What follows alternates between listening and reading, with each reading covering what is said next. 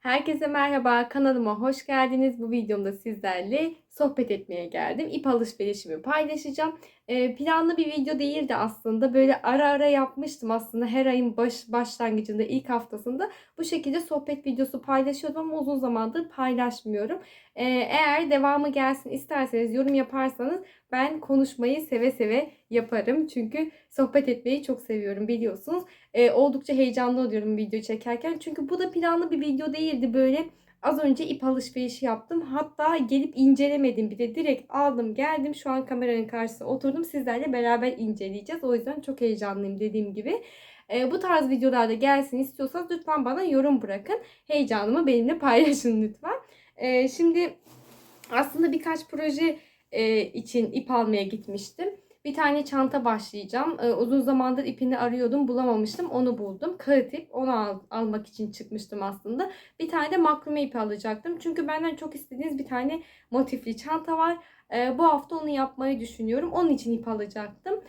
Ama tabii ki amacımın dışına çıktım. Çünkü ip görünce dayanamıyoruz. Biz örgü severler olarak. Hele ki uygun ip bulduysak illaki değerlendirmek istiyoruz. Hani bununla şunu yaparım, bunu yaparım diye düşünmeden alıyorum ben. Mutlaka bir şey yapıyoruz zaten. Siz de uygun fiyatlı ip gördüğünüzde mutlaka alın. Çünkü daha sonra bulamıyoruz. Biliyorsunuz iplerin fiyatları uçtu. Uygun fiyatlı böyle ihraç fazlası iplere denk geliyorsanız bir de hani bir tane değilse, beşliyse ya da dörtlü paketler halindeyse mutlaka alın.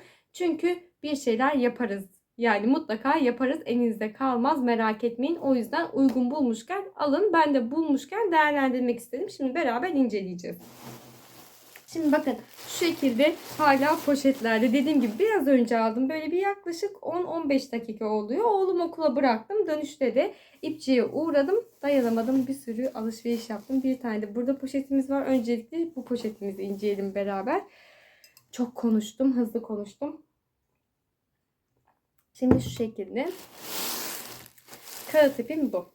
Genelde soruyorsunuz. Her videomda bahsediyorum. Markası yok. Bakın bu şekilde çile halinde alıyorum. Çünkü daha uygun olduğunu düşünüyorum. Zaten yumak halinde de yok almış olduğum tuhafiyede. Bu şekilde olduğu için kilogram olarak tartılıyor. Ne kadar geliyorsa alıyorsunuz. Bu da 180 gramda sanırım. Bakın çok kalın bir ip değil. Umarım yeter. Yetmezse yine sıkıntı yaşayacağız. Genelde yetmiyor ama umarım yeter yani. Şimdi bakın birazcık böyle sarımsı bir tonu var. Bunu tabii ki yumak haline getireceğiz. Şunu da söylemek istiyorum yeni başlayanlar için. Bir tane takipçim geçen gün bana yorum yapmıştı, mesaj atmıştı. Şimdi ilk defa kağıt iple tanışıyorsanız birazcık sıkıntı. Hele ki ilk defa alıyorsanız bu şekilde bir ip aldığınızda benim de başımdan aynı olay geçmişti. Sanırım 2 yıl önceydi. Hatta yazınca böyle bir yüzümde gülümseme oldu. Çünkü aynı şeyi ben de yaşamıştım. O yüzden birazcık bahsetmek istiyorum. Şimdi bu şekilde bir tane ip aldığınızda bakın şuradan bağlı. Bu şekilde bağlı halde oluyor. Bunu şu şekilde alıyoruz. İki kişiyseniz yani yanınızda yardımcı olacak bir kişi varsa bu şekilde kolunuza takıyorsunuz. Filmlerde de görüyoruz ya, eskiden yumak sarıyorlar hani. Aynı o şekilde düşünün. Bu şekilde kolunuza taktınız. Karşınızdaki kişi taktı yani. Siz de bunun ucundan şu çözdüğünüz ipiniz var ya, onu yumak haline getiriyorsunuz. Şöyle dönerek sarıyorsunuz. Ama kimse yok, yalnızsınız. Ben genelde yalnız yaptığım için söylüyorum. Ayağıma takıyorum. Ayaklarınızı uzatıyorsunuz. Koltukta otururken ayaklarınızı takıyorsunuz bu şekilde. Yine ucundan tutup yumak haline getirebilirsiniz. Ya da sandalyeyi yatay bir şekilde koyup sandalyenin bacağına takabilirsiniz bu şekilde. Ya da sehpaya takabilirsiniz. Bu şekilde dolamanız gerekiyor. Yoksa yapmış olduğum hata şuydu. Sizlerle de paylaşmak istiyorum. Bu şekilde almış gelmiştim ipimi. Daha önce hiç kullanmadım. Nasıl yapılır? Hiç araştırmadım. Direkt ucunu aldım, sandım ki doladıkça gelecek. Hani bu şekilde doladıkça yumak haline gelecek ama öyle olmuyormuş. Karman curman olmuştu ya. Eşimle böyle çıldırmıştık yani. Ben hele ki sinirliyim, sabırsızım, hemen yapmam gerekiyor. Eşim daha sakin bana göre. Sakin ol diyor, yardımcı olmaya çalışıyor. Bir ucunu o buldu, bir ucunu ben buldum. Ama işin içinde asla çıkamıyorsunuz. Çok fazla kopuyor, karışıyor. Bir de fazlaysa hele ki asla ayıklayamıyorsunuz. O yüzden öyle bir hata yapmayın. Bunu da paylaşmak istedim. Dediğim gibi dediğim şekilde yani yumak haline getirebilirsiniz. Yumak haline getirdikten sonra örüyoruz. Şunu da söylemek istiyorum. Bununla da ilgili mesaj geliyor. Kusura bakmayın, yine su içeceğim. yumuşatma yöntemi kullanıyor musunuz? Ben kullanmıyorum. Çünkü bunları normalde de hani örerken bir yerine bir su geldiğinde, bir deneyin isterseniz, bir su damlası geldiğinde ya da yazın plajda örgü yapıyordum ya, böyle ufak bir ıslanma olduğunda yapısı değişiyor gibi geliyor bana. Diğer türlü şöyle bir yöntem kullanan kişiler var. Yumuşatma yöntemi. Suyun içine yumuşatıcıyı döküyorsun bir kapak kadar. Aynı şekilde bunu suya batırıyorsun, çıkartıyorsun ve kurutuyorsun. Daha sonra sarıyorlar sanırım. Belki de daha önce sarıp da mı yapıyorlar bilmiyorum. Ama bana bu zahmetli geliyor. Şimdi mesela bunu ben direkt saracağım, yumak haline getireceğim, örmeye başlayacağım. Diğer türlü ben bunu ıslatacağım, yumuşatacağım, kurutacağım, kurumasını bekleyeceğim. Yani ipi asıp askıla. Kurumasını bekleyeceğim. Daha sonra yumak haline getireceğim ve örme işlemini yapacağım. Hem zahmetli geliyor hem de dediğim gibi yapısının bozulduğunu düşünüyorum. Bu şekilde, çünkü sert bir dokusu var ya, yapmış olduğumuz çantaların da dokusu bu şekilde çok güzel oluyor. Bence amacı da bu şekilde kullanmak diye düşünüyorum. Tabii bu benim fikrim. İlk defa kullanıyorsanız elinizi acıtıyor. Hatta ilk defa değil, hala kullandığımızda ellerimiz acıyor. Benim de acıyor. Yani ben de kolay örmüyorum. Bana diyorsunuz ki çok kolay örüyor gibi gözüküyor.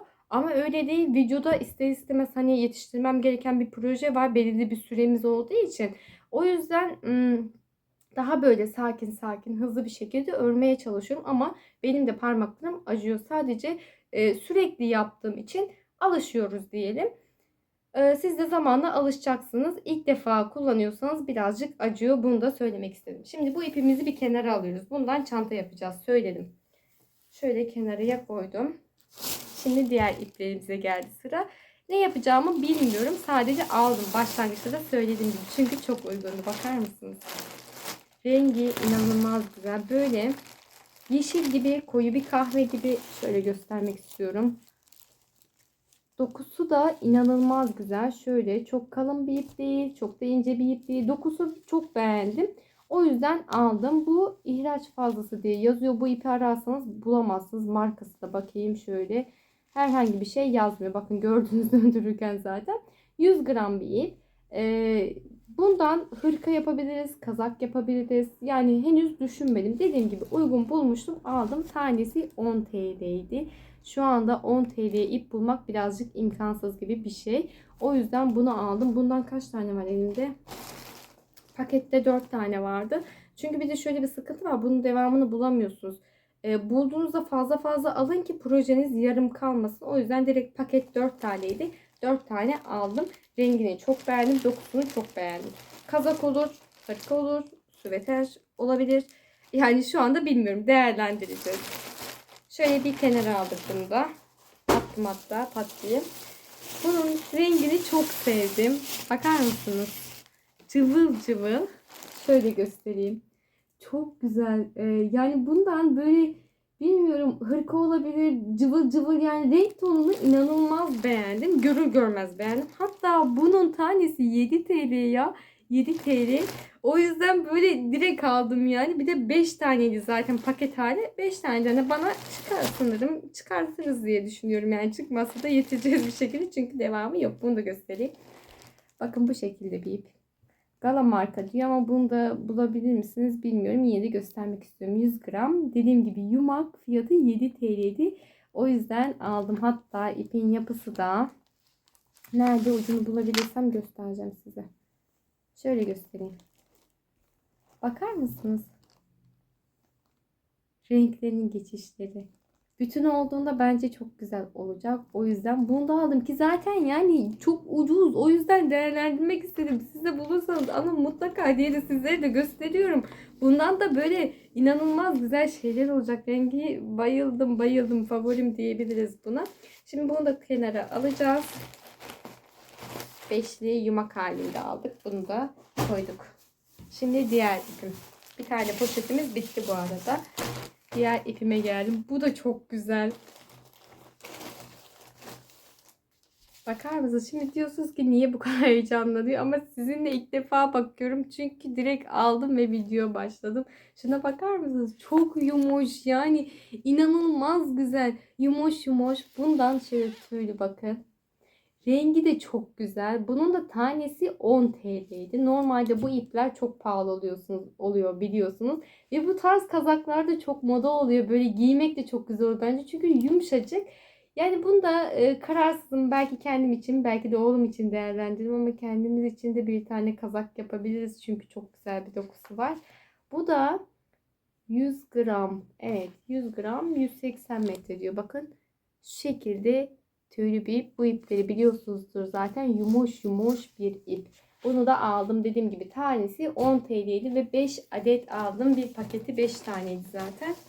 50 TL'yi almış olduk. 50 TL'ye mesela bir kazak yaparsak 50 TL'ye mal etmiş olacağız ki bu devirde 50 TL'ye çok zor. 10 TL'ye ip de çok zor.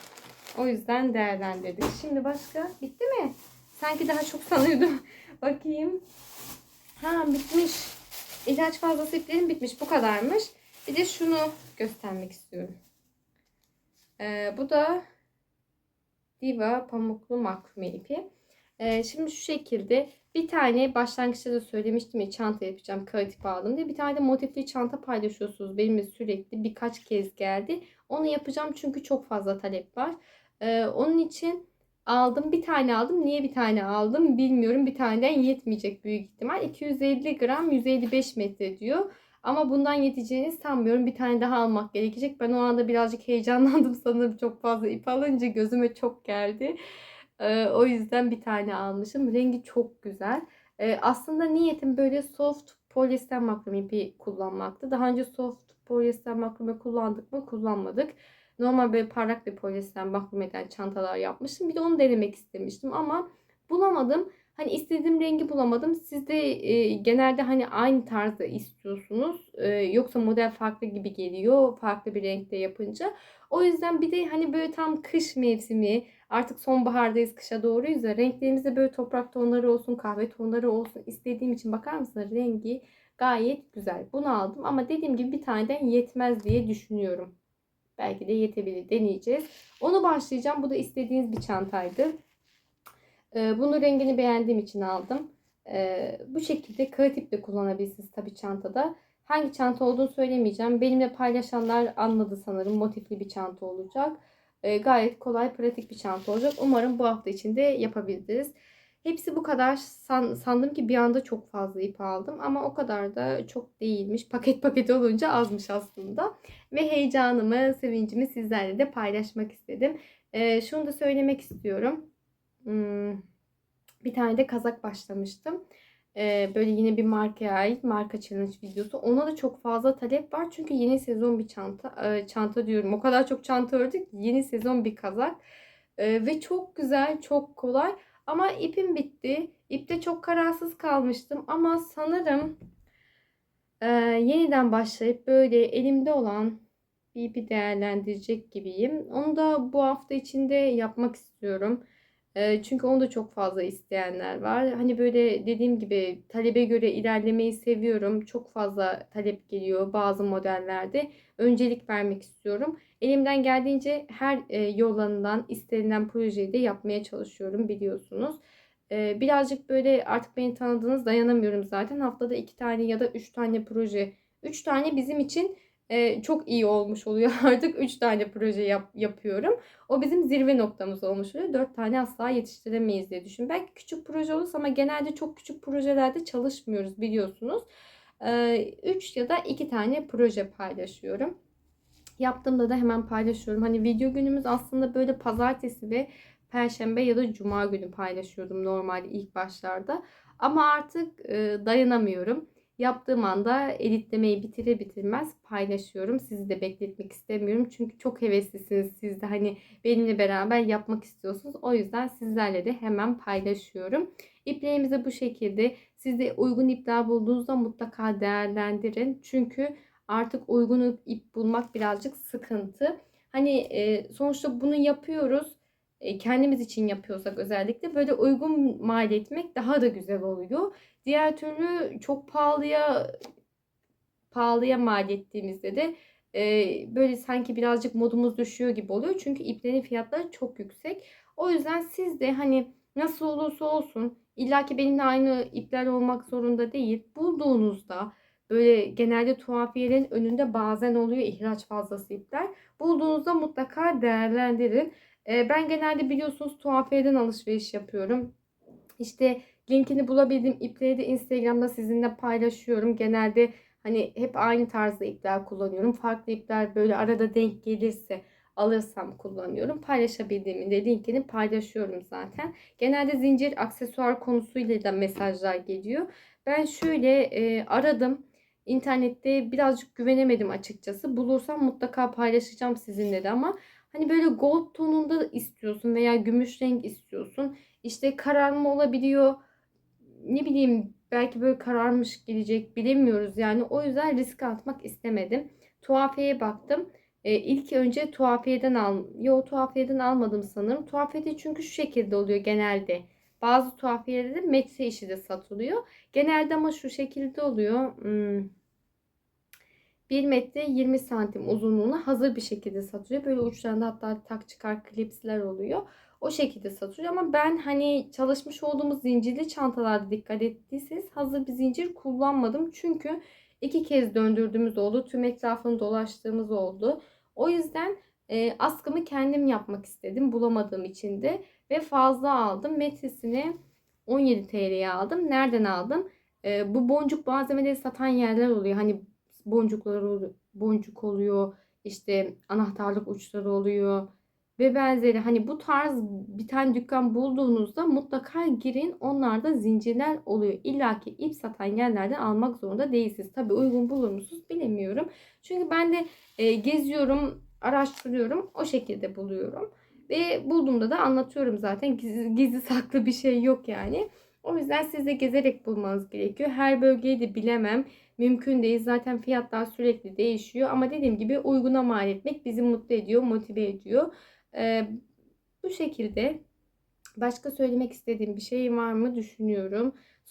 Sormak istediğiniz bir şey olursa bana yorum kısmında sorabilirsiniz. Dediğim gibi başlangıçta da bu tarz sohbet videoları gelsin istiyorsanız mutlaka yorum yapın bana. Yorum yaparsanız lütfen konuşun, konuşalım, sohbet edelim derseniz ben sıkılmadan konuşurum. Şimdi bu video bittikten sonra mesela bir tane böyle sürpriz video başlangıcı yapacağım. Küçük bir şey yapacağım. Onun videosunu hazırlayacağım. Yani dediğim gibi ben sıkılmadan konuşurum. Yeter ki siz isteyin. Videomu beğenmeyi ve yorum yapmayı unutmayın. Bir sonraki videoda görüşmek üzere. Hoşça kalın.